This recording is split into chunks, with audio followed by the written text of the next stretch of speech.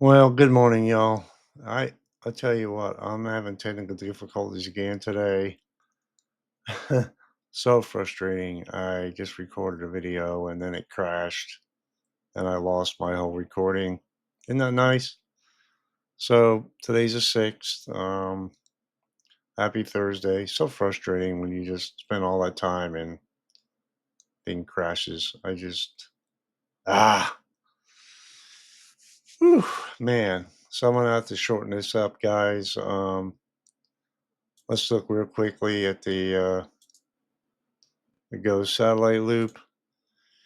We have convection and overall high clouds generally here out in the west, with the system moving out of the east coast here with some convective elements, lower level convective showers and storms um,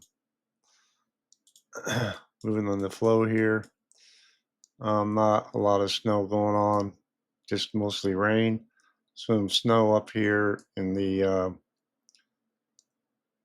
Washington State, and some rain and stuff going on here. But overall, if you pull up the radar real quick, you can see what I'm talking about. The system exiting the east, we had some high winds up here last night. It's still probably pretty windy right here right now and this way. So looks like maybe some high clouds, maybe precip moving off the front range, but nothing to speak of there. Hazards. You see the hazards right now. Let me refresh this. Dense fog advisories, some wind advisories, winter weather advisories here. You can see them. Winter storm warnings, some a flood watcher warning here,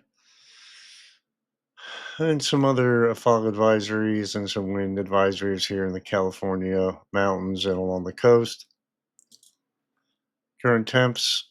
Let's see, refresh this, see if we have this is 4 a.m. Generally, some general 40s and 50s here with some 30s and 40s to the north here. 24-hour change in temps. It's warmed up along the East Coast here since yesterday. In the middle part of the country, it's cooler, obviously, with that push of cool air moving through, and warmer out here in the west with cloud cover and stuff. Cloud cover holding up temps. And out west, a little bit cooler than it was yesterday. Um, Maybe enhanced by rainfall, things like that. Some colder air, right? But the biggest temperature from yesterday was into the upper Midwest and into the Great Lakes up into Canada and to the northern high plains, right? So total snowfall accumulation. Let's see if we have a more recent um, ending yesterday at 7 p.m. Northeast and into the out in the Intermountain West, which is not unusual, right? Total cloud cover right now. Most clouds, as we saw in the satellite loop, are out west here into the northeast, and some high clouds here down into the south. The precip in the last 24 hours has been relegated to the west coast and into the northeast. The highest amounts out here in the oranges and magenta colors, I guess you would say. And so, moving on to the forecast, right? We talked about this yesterday. So we have, let's go to the start here. This is where we currently are pretty much, right? And that feature moved to the flow, moves up into Canada. We have another mid-level feature move to the flow here. Then we have this other mid-level short wave move through. This really combines and digs down here to the south, bringing cold air from the Arctic. A quick shot to the south here, and these are 500 millibar heights, which is a good indication. These are anomalies, right? So the whites doesn't say exactly what the anomaly is here, but probably close to I don't know, 30, 35 degrees below normal Celsius, which is pretty doggone cold. But it doesn't stick around. Let's off to the north. All right. And then high pressure builds out west here. And that's going to be the theme after that. Um, Maybe some northwest flow events in the northeast. And see high pressure builds way up here. Okay. And you have a Pacific flow here, Pacific air. So nothing coming from the Arctic really. This is all modified air. So, you know, when it's cut off from the Arctic for most of the US, you're not going to get a lot of cold air. And that remains that way. Um, you see the 500 millibar flow is still not coming out of the Arctic, it's coming off the Pacific. So that one shot of cold air is going to be short lived and then it's going to warm right back up again. So when we look at that, we can look at 850 millibars too, close to the surface and see how much below average it is. And that's a direct reflection on the temperature. So you can see this, see the deep magentas here. Colder than average, right? Warmer than average in the dark reds, maroon, not maroon, like orange, right? And you see it flattens out, but you have a northwest flow up here, the northeast, and then you see the ridge building in here, warmer than normal temps for most of the east of the Rockies, west of the Rockies, and the northeast, a little cooler. And then we get further out, a little more uncertain, but that Pacific coastal regime remains in place, likely warmer than normal temps along to the east of the Rockies. At the surface, go through this real quick. Had a cold front moving through Friday, attendant moisture and storms, right?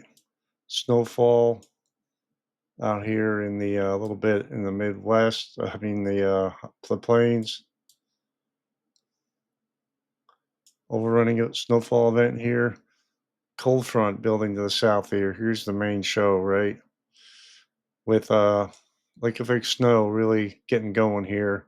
Potentially some snow in the Appalachians and along the Mid-Atlantic coast as that system moves through.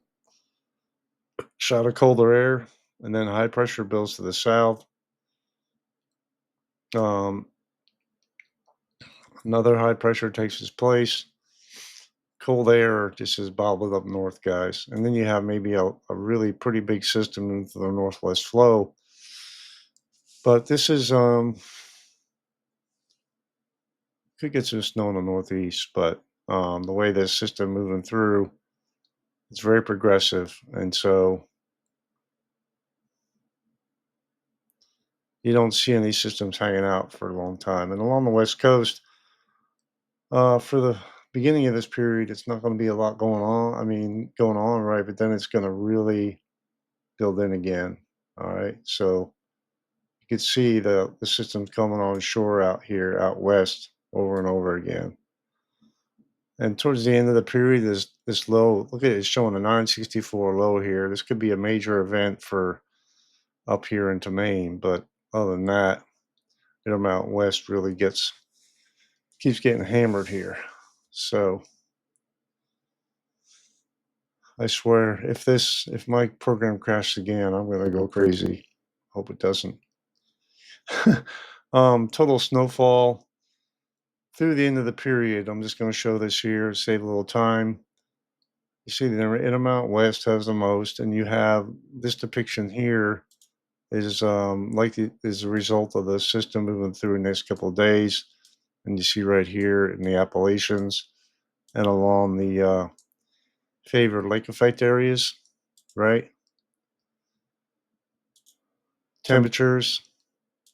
Gonna go through this real quickly. Cooler temperatures stay in the north, warmer temps in the south, 70s and 80s. You see the cold air building slowly, right? Building up here, 10th, 11th. Slow down a little bit. Sorry I'm moving so fast, guys, but I have to. Frustrating. And you see the coldest air, colder overnight temps is on the 11th. Before that, we have cold air for the rest of the country. Builds eastward, right? Moves out quickly. And then, one of the things that drives this is lack of snowpack. So even though we get a cold push, temps modify quickly because the sun angle is still relatively high in November. So, anyway, piece of trivia there. Wind chills. This is a big deal. Um, See the cold air bottled up north here, right? Wind chill index, heat index, teens, single digits, moving south with this air. Coldest wind chills in the low 20s, even down along the Gulf Coast into Florida. For most of the country east of the Rockies, below freezing wind chill temps. Doesn't last long, couple days below freezing wind chill temps at night. And then, of course, along the boundary here in the north, northern part of the country, wind chill values, and in the Mountain West stay pretty cold. All right. Severe weather. No severe weather expected today. This is the severe weather outlook for tomorrow. We have a slight risk surrounded by marginal risk. This risk is driven mostly by the slight risk is driven by hail, and the larger marginal risk is driven mostly by wind and tornado risk. Um, so, excessive rainfall.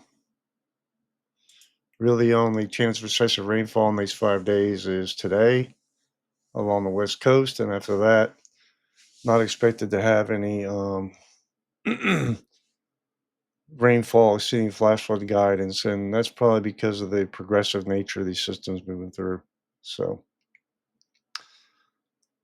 all right, well, um, that's all I got, with the exception of this. I'm going to show you this. This is the temps, 6 to 10-day temp outlook. We talked about this, 11th through the 15th. Warmer than normal out west, cooler than normal in the east.